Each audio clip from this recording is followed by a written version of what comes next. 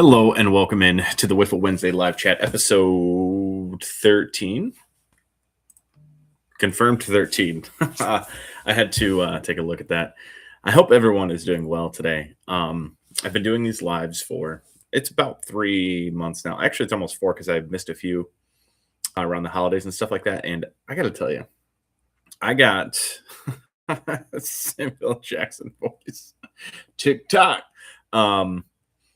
I got a message from one of my non-baseball card friends the other day about this live, and essentially he watched the whole thing and gave me notes on it. And man, that was so encouraging. The amount of people that have watched this last episode 12, and before that, 12 was almost double my normal thing. Is I got up at least 60%. So on the views, I mean, so that was pretty cool to see and to get that message from him. So shout out to Nick if you're watching this. I appreciate you, and everyone else that watches.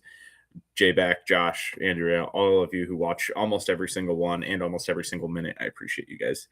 And anyone else that pops in. I know the chat has some views, some chats, some all kinds of stuff, some new people in there. So it's pretty cool that even another Nick from the early breaking days has come in. So it's like different walks of my life have made it in here. And it's pretty cool. So I appreciate you guys. Callback viewers, that's what I was going to call it. I ripped some 2026 Series 1. I shipped the Jose or Juan Soto already. It sold for $400. This is my next best hit. Samuel Basallo green flagship. It's number 299, but the autograph on that looks fantastic. And then my third best hit, probably this Ellie De La Cruz. If you look by my finger, it's numbered out of 10. So that was cool for my first 10 hobby boxes. I opened those 10 hobby boxes yesterday, and I believe based on the hit rates and things like that, I think they were pulled from different cases. Also, they were all in like a single case, but they were facing different directions. It's like they pulled them out of other stuff and made that like a new box. So I think it was a mixed hobby boxes. And I think, in my opinion, I got essentially what I would consider 2 case hits. I think the Juan Soto orange auto patch to 25 is a case hit, and then the Samuel Basallo flagship. You're probably not going to pull 2 of any of those in the same case. So I was thrilled with that. I didn't get any parallels in the silver pack refractors. So that is the other thing that makes me think it was probably a bunch of different cases, because usually you get 2 or 3 parallels and then maybe an autograph as well. At least if you open a full hobby case. Obviously, I only did 10 of 12 boxes. So it's definitely possible that I missed out on some of that stuff, but I was surprised to not get any parallels or any autographs or anything other than 40 base cards from the silver pack. So again, that probably came from a loose case or a bunch of different cases. I think the checklist is okay. It's Series 1. It's not supposed to be a moneymaker. It's not supposed to be like hits galore. It's not supposed to be serial numbered stuff. It's supposed to be printed to the moon. It's supposed to be made for everyone and found everywhere. With that said, it was it felt a little boring. I opened the 10 boxes, so it's 20 packs per box now. It used to be 24. It used to be 36, but anyway, shrinkflation is real. The inserts didn't fall very often. The gold rate, J-Back, I was just about to say that is crazy. I opened 10 hobby boxes and I pulled 4 golds. I think I'm trying to think how far you'd have to go back to pull 4 golds in a box. I feel like at one point it was 6 golds per box in a normal hobby box. So if you think about that rate, like that's wild to see it go that far in the other direction. So golds are tough to hit. I didn't pull anyone good, but I priced them at $4 per. And then for $4 per, yeah, see, that's what I was thinking. 2019 was around 4. That's the number I remembered as well. And I think at 2019 update, I opened so many hobby boxes of update. It was one of my all-time favorite products. That was one of those products that I thought was going to just slowly rise in price forever, because I thought that rookie class was so good and it was can't miss. Turns out you can miss. Yeah, updates are definitely a lower print run. But even then, there were so many players in that. I'm trying to think off the top of my head who all was in there that I was excited about. I think that was the Nick Senzel class. I think I even hyped myself up for Connor Joe somehow. Or it wasn't Connor Joe, it was Cole Tucker, right? Cole Tucker. Yeah. Yeah. 2019 update was Cole Tucker. The pitchers in there were Chris Paddock, Griffin Canning. There's another pitcher that I'm missing off the top of my head. Griffin Canning. I think he also came through the Corbin Martin, Tatis, Carter Kieboom. Yeah. Alonzo, Austin Riley, Eloy Jimenez, Alonzo. You're putting it in the chat for me. The 2019 update class, I thought there was so much potential in that, and the boxes did get up decent. Obviously Vlad had his rookie in there as well. I remember him and Paddock ran together in packs. That class was strong. So I just saw a little bit, but I didn't sell at the top. I just opened it all, and it was awesome. And I'd do it again. I'd rip it all again. The Christmas of COVID, I had COVID on Christmas of 2020, probably had to be 2020. And I stayed home and ripped a case of 2019 update by myself. I was actually sitting right behind me, but there used to be a couch here because this is actually my living room of my apartment, but I made it into my office because let's be real, I spend all the time in my office shipping, listing, selling anyway. So I might as well make it the biggest part of my apartment. No regrets. Sitting right there on my couch, and opened a 2019 update case, and it was awesome. Back to 2026. I pulled 5 autos. The Basayo and Soto were no regrets, not even a single letter, were fantastic. And then the other 3 autos, I said I was going to do it. I sold everything else on Whatnot last night. I kept the 3 cards that I just showed you. The lowest end inserts went on eBay, and everything in between I sold last night. It ended up being 65 total auctions. Everything that I listed or like put on the stand to sell actually sold. So that was a good sign. I would say everything, the relics, the autos, team color borders that I pulled, those 3 groups of cards all did worse than I expected. And everything else did better than I expected. So base rookies, inserts, some of the parallels, and then Silver Pack Refractors. Silver Pack Refractors did great. So it was a mixed bag of stuff, but it was very interesting. And I'm glad that I did it because I really wanted to try it. And then I will do even more tonight. I still have 2.5 cases of jumbos coming. So I didn't open jumbos. It was all hobby boxes yesterday. Today will be jumbos, 16 total jumbos. I will probably just rip it all. I was thinking about saving some for Friday, but in the end, it's series 1. This is why we do it, or this is why I do it. It's a new baseball card season. I'm excited. If I didn't pull that Soto, I'd probably feel different. I ended up selling that for $405. 7 might be too early to stream. Maybe I move that show to 8 o'clock then, because I know I'm on the East Coast and I have East Coast bias for timing, but you might be right. I was shifting to 7:30, and that seemed to be working out a little better. Maybe I make it 7:30 at least. I might have to move it anyway, just because I don't know what time my cases will get here. Wednesday is the slowest shipping day for me because I feel like FedEx and UPS always have more stuff on the middle of the week. I could be way off base, but I got my stuff yesterday.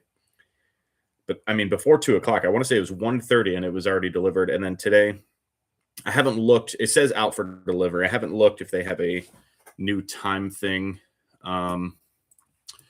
Let's take a look and see if they have a time stamp on this. Because usually they'll give you a delivery window between 1 and 3 or something like that. FedEx. What you got for me? Watch, it's delivered right now. It still says between 1 and 3. So same thing as yesterday, which is good. And Jayback, I know I was going to talk about Whatnot later, but so I think that the 20 to 25 people versus 45 to 50, because you're exactly right. That is exactly the numbers I was floating at. I think it has to do with the inventory. The lots idea. Whew, that hurt. Gabe, what's going on? You missed out on some deals last night. I'll let you know. I did a show of just lots, 3-card lots and up. I did some 4-card, 5-card, 7-card, 8-card lots, and they did not go well. I don't know if it's the vibe of the show because of how I had to put everything on screen. It was less interesting. It was less enticing. Or if it was just bad inventory, whatever it is, I'll take full responsibility for it. But last night, it was a triple hit. The vibes were off the whole show because it was something new. The cards were underselling massively. There were some just unbelievable deals to be had. The Soto, or not the Soto rookie hurt. The Otani lot, the Topps Japan lot hurt. There was there was some punches last night. I called it a triple threat in here. It just like felt awkward. Cards undersold, and then I finished the shipping today, and there were four. No, there were five. I only had 15 shipments, and 5 of the 15 shipments had to get bumped up to priority versus ground advantage. So it cost me. I get 5 label allowances per week, so I used all 5 in that 15 shipment show. And if I hadn't done that, I would have lost 16% of my overall revenue, or I guess net revenue from that show. And yeah, I won't do that again. The shipping took too long. It cost more money than it should have, and the sales were terrible. So won't do that again. I also think like if I did it more often, I would be better at it, and the following would come. People would know what to expect. But for me personally, if I do some lots mixed into my regular singles show, they seem to do significantly better. And that was kind of the theory behind doing a lots only show, is that when I do 1 or 2 cards and then add a third or add a fourth, the bids seem to go up along with me adding a card. Maybe that's just like the inventory being slightly better also, or just the vibe of the show. People feel like they're getting more versus lots. They know they were already getting a lot. So it could just be a one-off. It could be something I need to do more often and build up the following. But I also saw Jason from the Ball Card Show. He talked about it and said that he was doing similar idea, like lots mixed in, and he wasn't having success with it. I think he tried 3 shows, maybe 4, and said he wasn't going to do it again. So I will just concede that right now. I will not do another one. It was not worth it. It was too stressful for me. I did not enjoy it, and then cards undersold by a wide margin. And then I came back at 9 o'clock, so I did the 2 shows in one day. Neither show was very long. I think they were both under an hour, so it's not like any marathon type shipping or anything like that. But the 2026 Series 1 show, I would say, just exceeded expectations on the lower end stuff. And like I said, I'll be back to do it again tonight, mixed in with the new stuff I got this weekend. The 2026 stuff that they did release, the information, I saw the cover athlete autos, and I thought that was sweet. And then I pulled 0 cover athlete inserts. I don't know if that's autograph only insert. I thought they were going to be inserted as well. And if they are, they're very rare. So are the 1952 rookies that they released. Those are extremely rare. I saw they're like 1 in 58 cases. No home fields, no golden mirrors. Nothing serial numbered less than 76, other than the Soto auto, which was nice. Overall, it's tough. I know it's harder to pull rare cards with how much they make and things like that, but it felt like a tough break overall. The jumbos, I'm still going to rip them. I will do better, I'm sure, just because I will have sealed cases and I'll have case hits, or the idea of case hits. I saw some people have opened cases and they're missing what's it called? They're missing the silver packs on top, and I got blanked on my silver packs. So I'm hoping to get something there. No, they didn't get rid of home fields, Gabe. I just didn't pull any in my 10 hobby boxes yesterday. I have 16 jumbos coming today, 2.5 cases. It's really 2 and 2/3 cases. And I'm hoping to pull some today, but yesterday I didn't get any. And then I was looking at some of the sales for completed stuff. There was very little because only a few people got stuff in hand. And Roman Anthony sales, holy cow, his gold auto to 50 was at 7 and counting. Let's see if I can find that again. I wonder if that was sold, if that was a one-day auction. I mean, there's another gold listed for 5,000. That might be a bit of a stretch. Blue 1991 auto sold for 800. A green foil auto sold for 800, and then what is this number to 75? Looks like maybe a blue foil or something like that, number to 75, sold for 1,000. So Roman Anthony sales, absolutely nuts. I mean, that one's at 310. An orange to 25 is sitting at $4,050. There's only a few autographs listed, but my goodness, they're definitely day makers, case makers, and break makers. So would love to see one of those come across. I'd rather pull something of Otani, but beggars can't be choosers. I'm sure the amount of Roman Anthony autographs versus the amount of Shohei Otani autographs is very, very different also. But I would love to pull either of those. The checklist, the base checklist, Topps misprinted the base. Again, I think they do this on purpose. I don't know why. I didn't think this at first, and someone pointed out that they probably do this on purpose. So people buy more boxes or trade or talk about their product online and stuff like that. I opened 10 hobby boxes. I pulled one base card of like 15 different players across the checklist. And then I have other players that I pulled 20 copies of in 10 boxes. I pulled 2 of one guy in the same pack. The way that they make a base, I will never understand, or why they're doing it this way. This started with 2024 Series 1, I believe, and they've done it 4 or 5 times since then. Update this year was okay. The 2025 update, the base was printed normal, but it's printed drastically different, and it is disgusting. I absolutely hate it. Just let us make our sets. Let me make Series 1 sets. I don't need 20 Eric Lauers. I mean that in the nicest way, because I'm giving some cards to Eric Lauer's cousin. He's from my area, so I sent her a package of cards today. But it's just like, I don't need 16 Eric Lauers, and I only pulled 2 Roman Anthony base in 10 boxes. So that's not fun. It's not in the spirit of collecting. It's not in the spirit of opening packs. It's just not in the spirit of Top Series 1. It's disappointing. Gabe, as far as what I'm running today, it's going to be a mix of Series 1. It's going to be rookies, inserts, hits. I'm going to run most of my hits. I would say anything that's, I think, will sell less than $100, I'm just going to run. So if there's home fields in there, I'm going to run them. If there's golden mirrors, I'll run them. I take that back. I won't run golden mirrors or true photos. I think those do just awful on whatnot. So no need to run those. People don't seem to be as interested in them.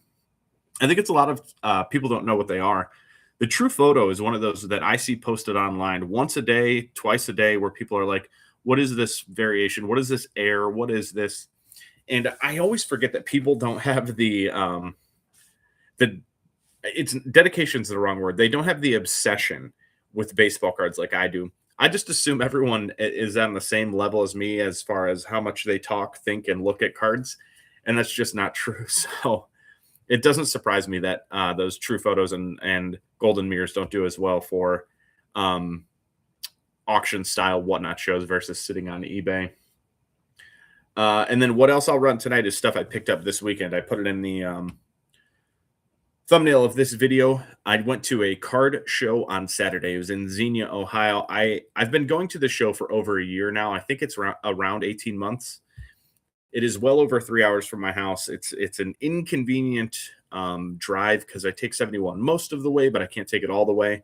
The drive back on Saturday afternoon took me over 4 hours, almost 4.5 because of traffic, and then it had me take back roads back. So instead of getting home at 3 like I thought I was going to, I got back at like 4:20. So it was really tough, tough drive home. But the show itself, I have not been going monthly because it's been, if I go back-to-back months, I feel like there's not enough turnover in inventory. So I see a lot of the same stuff. So driving 3 hours for the exact same inventory, 6 hours if you count the drive back, is not good. So I've been trying to go every other month. I missed the last 2 months. So this is the first show I went to in the last 3 offerings that they've had it. And man, was it worth it. Holy cow. I had $2,300 cash on me, which is like probably a little over my budget. I spent all of it, and I spent all of it quick. I even sent out some PayPal. So I went over budget by about 30%, and my Zion case, my 4-row, was full. I had stuff in my backpack. I have an email right now, but I have multiple deals that I'm working on from that show of people that they're like, I have more of this. And I said, great. Like, here's my info. Get back to me. I want to move more inventory. So I have a buttload of stuff to work through. And I'm so pumped for it. It's great inventory. It's good whatnot inventory. Star players, serial numbered stuff, short prints, rookies, all kinds of good stuff for whatnot. A little bit going to eBay, but this is oh, and then I bought this lot. I forgot about this one already. This lot I got from my brother. He had some stuff. He had some boxes of stuff that he had sitting around. This is a Jeff McNeil rookie auto to 10 from Holiday. In Holiday, they were very, very short printed. And then a 4-card Ohtani refractor lot. You can see that third one is a Prism. So this is stuff that he listed it for sale on Twitter, probably, if I had to guess, 2 years ago. I don't know what he was asking, but when I looked up the prices of those Ohtanis, I was blown away. They are. I mean, a base refractor is $50. The Prism refractor, their sales over 100. I don't expect to get 100, but it's just interesting. J-Back, you'll be proud. I picked up a Vlad debut refractor from 2019 Topps Chrome Update, number 250. That's just the random stuff I have sitting here. This Mookie orange geometric refractor. So, Gabe, that's some of the stuff I'll be running over the next few days. A lot of that will end up on eBay, but some of that stuff will end up in the Whatnot show as well. Yeah, they don't for baseball variations, Gabe, I'm reading your comment. I think baseball still buying Vlad's. I bought another one too. I bought a blue refractor. I thought I had it sitting here, but I don't. I have a box for the next Vlad Whatnot show that I was putting together, and yeah, I'm still buying Vlad's. I regret nothing. I feel like serial numbered rookie is the stuff I want to hold on to. Oh, this is the one I'm keeping. J-Back, this is the this is going to be the ode to my Vlad purchases. I'm going to keep the PSA 10 Sapphire. That'll go in the PC as a hold forever. As far as baseball variations, there's a lot, and it is it's what makes it fun for me. I like going through all the different variations, the colors, and knowing everything and learning more about it. And I think baseball is going to explode in the next 2 months. After that, who knows? When we hit May 1st, I feel like baseball is going to come to a screeching halt. But in the meantime, for those next 3 months, I'm going to try and go and go and go. I would like the next 3 months to be like the most cards I've ever sold. I want it to be the most hours I've ever put in, and then I might just pull the ripcord on May 1st and be done with it. At least for a month, maybe take a month off so I can worry about moving and stuff like that. I hit that in a random team break, and the only card I ever paid to get graded. Well, that makes me feel even better. It would be a good one to lock away in the PC and just like it'll be a memory for all of us. It'll be an ode to me buying the Vlads. It'll be an ode to you and you being here since essentially day one. I don't know if you were in the first Bowman break, but you were here since, if not day one, day two. You've been here a long time. So back to the card show, the Xenia card show. It's at a fairground, so it's in like these barns essentially, and it wasn't heated properly. That's not true. It was heated properly for normal activities, but for a card show, it was cold. However, for me, someone who runs extremely hot, who sweats like crazy, I loved it. It was the most comfortable I've ever been for a card show. I had my sweatshirt on, and I was in heaven. It was perfect. I filled up that case. I ran out of cash. I ran out of sales. I bought cards for someone else at the show. And then I only made it through one barn of 2 barns. The other barn is normally a lot of Pokemon and dealers that I've seen before that I don't buy a ton from. But the fact that I didn't even make it over there to take a look is very off-brand for me. But I felt like I had spent plenty of money. I was good with the inventory I had. I didn't want to overbuy because J-Back, your lot got in. It came in Saturday as I was coming home from that card show. So as of right now, I have 3 of these 1,600 count shoe boxes. I never point to the right shoulder. 3 of those of stuff that is in top loaders that needs to be moved to different top loaders, sorted by team, sorted by value, and then sorted for whatnot. So I will be doing some of that in the next few hours while I wait for what's it called? Wait for my series one, but I also need to go to the post office. I have 100 packages between both Whatnot shows and eBay sales that I need to get to the post office. So as soon as this is done, I'm going to try and go till 12:30. I'm going to rip off the Band-Aid for the last 6 orders that I have to ship and then hit the post office, come back and bang out some sorting while I wait for the series one. And then as soon as series one hits the door, we're going ham. I'm going to rip as fast as I can. I don't know about you guys, but there is a point in series one where instead of like looking at each individual card, I start stacking multiple packs on each other, get into the insert pile, and then moving on. I don't normally do that for products. I usually enjoy the rip a little more, but flagship tops, it's bound to happen eventually. I probably won't shoot a long form video today, but I will make some shorts at least for like my case hits. That is a video that does very, very well for me. I just take the stack of hits that I got from my case and I go through it as fast as I can. It's usually 30 seconds to a minute long, but they hit the algorithm hard. I get thousands of views across each platform. Those do specifically well on Instagram. I did an Allen and Ginter video where I just showed the hits for a case rip, and that video has over 25,000 views. It's pretty insane. And then I post them on YouTube. The update video that I posted on YouTube Shorts, that has over 10,000 views. So it is cool that those hit so well. And yeah, people do love the hits, and they also love the get over the vanity of it. Let's just show me the hits. I started to do that type of video a long time ago, but it was before I had the equipment I have now. So I would do it with my webcam and show it quick and try and do it fast. And this was also before YouTube Shorts, or before I posted to YouTube Shorts. So the idea has always been in my brain, but now that I have the capabilities to do it on my phone, film it over my shoulder and just go, it has definitely hit the algorithm better for me. So I'm enjoying that people enjoy those. The views feel good. And time is money. That is definitely part of this. And from my experience, if you don't have I don't have like enough following of people that if I post a series one video on the day that series one comes out, I'm too far behind.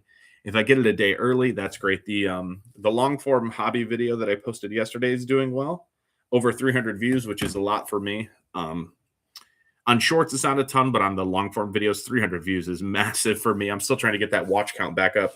I used to be monetized and would make a little money off of the videos, but I'm not monetized anymore. So the views, they help the watch hours get back up. So if you guys want to help me out and have time, throw me on in the background and just let me run.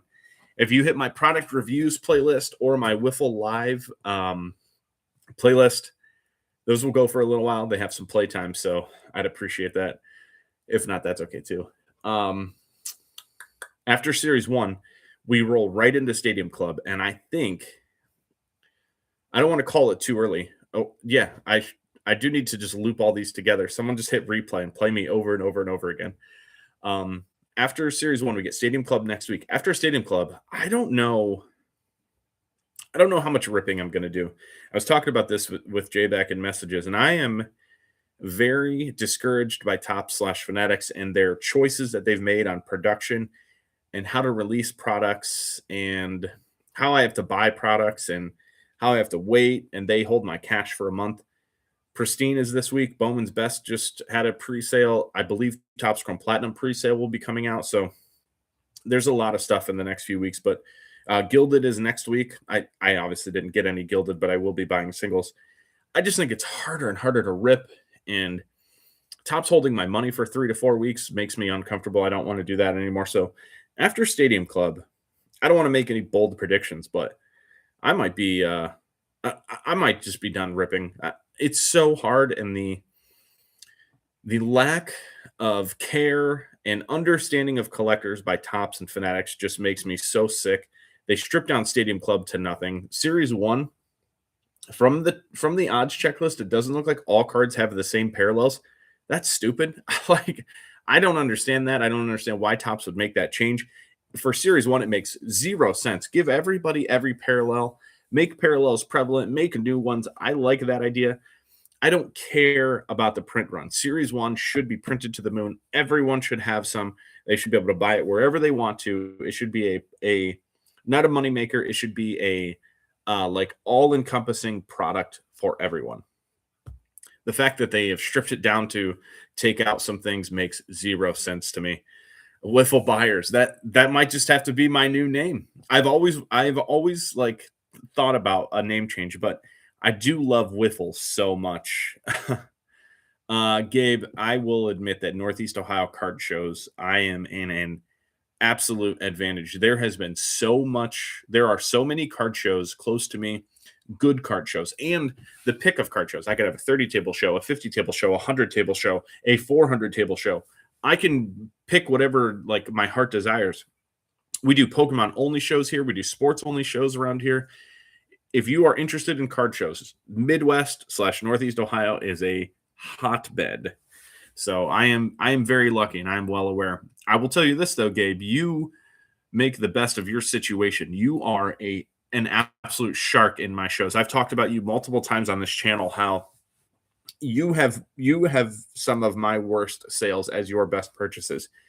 You light me up for sure. I'm thoroughly impressed at how well you do. And as far as bad buys, like you have all these good buys under your belt. As far as bad buys, I can't think of any. There's nothing where I'm like, wow, I think you overspent there. Absolutely not. So you may not have card shows, but you are very good at what you do. I will say the quality control. I'm going to show you.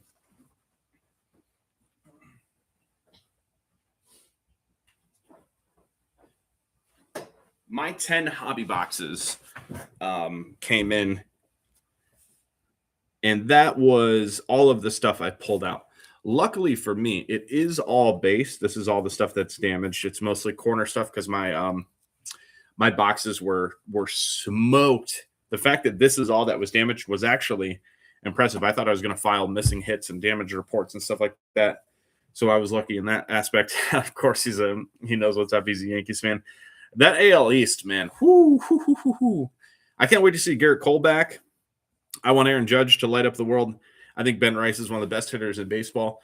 But that AL East is going to be an absolute dogfight. Whoever comes out of there will absolutely earn it, and I cannot wait to watch AL East baseball this year. Like, this might be the most competitive baseball season in the in a single division that I've ever seen. And you see the teams they are going for it. The Yankees, they probably did the least this offseason, which is insane. The Blue Jays, holy hell. The Red Sox, they changed their entire roster around. The Rays are always competitive. I think they got better. And then the Orioles, they did a lot. They signed one of the best free agents in the offseason. So the AL East will be off the chain. Yeah, you guys did get Bellinger for a big deal too, so he'll be back for an extended period of time. He fits really well into the Yankee Stadium landscape, so that should work well. They didn't do nothing. They just brought back all of their guys. They brought back the same roster with a couple tweaks here and there. Nothing to move the needle. What they do? They traded for Max Schumann the other day. I don't know anything about that. It's interesting to say the least. Anyway, I'm so getting excited for baseball. God, it's the best. I know the World Baseball Classic's right around the corner, so I'm pumped for that. And I'm pumped. Zero bat, all defensive guy. So he's just going to be a late inning replacement that they bounce around the infield? I don't know. Listen to Med Rosario, coming from a Guardians fan, he will put the bat on ball in very, very important situations. He is a very good pinch hitter. That's all I have to say about Med Rosario. Good luck to him and for you. Yeah, but baseball season, man. World Baseball Classic right around the corner. I did hear some awful news today. Jackson Holliday, Francisco Lindor, and Corbin Carroll, 3 of the top 25 hitters. Well, Jackson Holliday still has a lot to prove. 3 of the top 25 potential hitters in baseball all have hamate bone issues. So that sucks for World Baseball Classic, spring training, and potentially all of their seasons and power numbers. So beyond disappointed to hear that. It's also weird that those 3 players all had it happen within what seems like a week. So I hate that. I hate injuries, but it is baseball season. Football season's over. Fully focused on baseball. Let's go. Guys, I'll see you next time. Thank you so much for watching.